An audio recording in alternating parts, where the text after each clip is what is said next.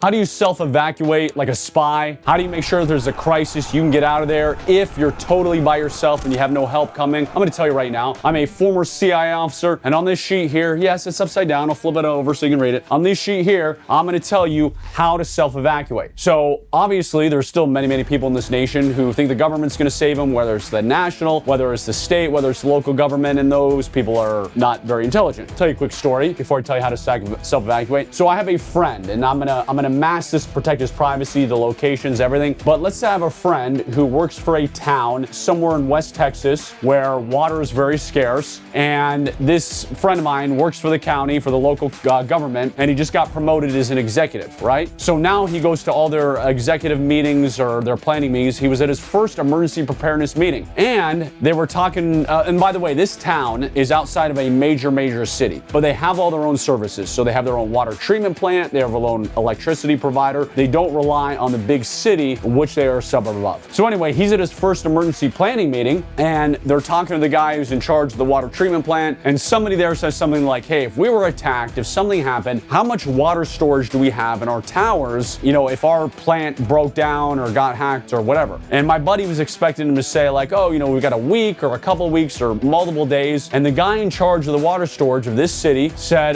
we got half a day. He was like, what? And he says, yeah, we've got half a day's worth of water. So they don't even have a full day's worth of water, which is why, again, you got to take care of yourself. You can't rely on the government. You got to have your own water storage, your own food storage and all that. Okay, with that being said, in a crisis, because you can't rely on the government, because you don't want FEMA to come and save your butts, yeah, that'd be the last person I'd want to come and save me, you need to know how to self-evacuate, how to get out of Dodge. So how do spies do it? How you can do it? I'm gonna give you some of this right here in my beautiful handwriting, using my kids' markers because they stole my big red magic marker that I usually use. So one, if I'm in an area and I need to self-evacuate, well, obviously you do much of the planning ahead of time. You do all the planning ahead of time. I was gonna say much more, but it didn't make sense. So you've got to plan ahead like crazy. So if I'm in place A, like where I'm at right now, kind of in the middle of nowhere, and I need to get to place B, well, I'm gonna have caches. I'm gonna have things I need. So I may have a cache which may have some communication devices. I may have caches that are gonna have some food that isn't gonna go bad. I may have caches that have water pouches. I'm gonna have caches throughout my journey, throughout my city. Because if I've got to self-evacuate and I've got to hoof it several miles, sure, I've got a bug out bag, but overseas in certain places, you can't be suspicious and have a bug out bag. You got to blend in. So you're going to have caches that you can get to.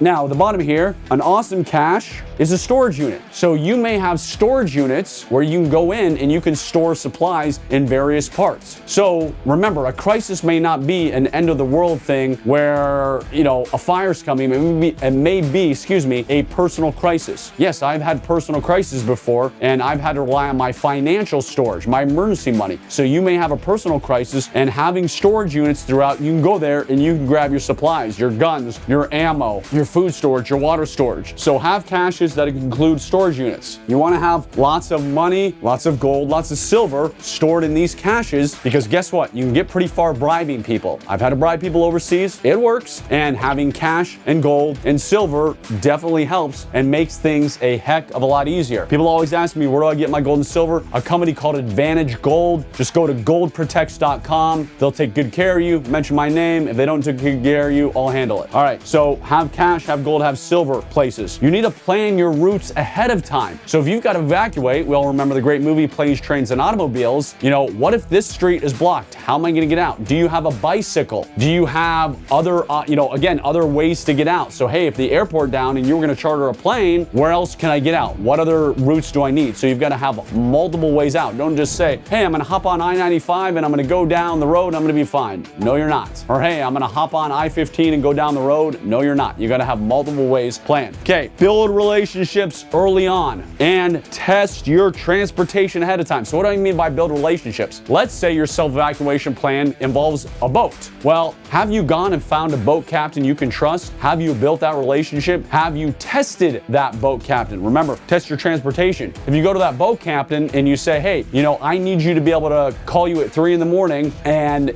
get me out, take me XYZ, are they someone you can trust? Are they say, hey, no, I'm not going to do that, and say, hey, boat, and again, this is the government has more money, but hey, we're going to put you on the payroll for $10,000 a month so that we can call you anytime at any hour? And do you test that? Meaning, do you call this boat captain one day at 3 a.m. and take a test ride and make sure they answer and make sure they get you there? So you've got to test everything. If you have a taxi that you trust, a local transportation guy, and you said, hey, I'll put you on the payroll, $500 a month you're going to get from me, but if I call you at any time, it doesn't matter if it's Christmas at 4 a.m., you're going to come pick me up. Have you called this guy at 4 a.m. on one random Saturday or Sunday to test your transportation? So you've got to do that type of stuff if you're going to self-evacuate. It takes a tremendous amount of planning ahead. Dry runs, I already mentioned dry runs, but you've got to think of all the scenarios. Like, okay, if I'm going to do a plane, I got to go to my local airport. I've got to meet the guys who do charters, which I've done. You've got to do that. If I want a boat, have I gone and found the fishermen or the boat captains, whoever? Have I gone and found the taxis? Do I have a bicycle that I could use? What are all the modes of transportation? Have I gone to the train station or the Greyhound bus station? Do I know what that process looks like if I've got to self-evacuate? You've got to think to yourself, because we live in a day and age where unfortunately people are not self-reliant at all, that if I can't call anybody, if nobody's coming, if I can't call Uber, if I can't call my wife, if I can't call my dad, my son, my whomever to bail me out, do you have everything you need to self-evacuate 100% and be able to get out of that city? If not, start planning ahead. Just takes a little bit of time, spending a few minutes each day. Most people are lazy and are never going to do it, but if you want to be prepared for the unpredictable world that we live in, hopefully you do it. I am former CIA officer Jason Hanson. Hopefully this got your mind spinning just a little bit of things you can put into place: food storage, water storage, bug out bags, planning routes, building relationships so you're better prepared. All right, that's it. I got to run.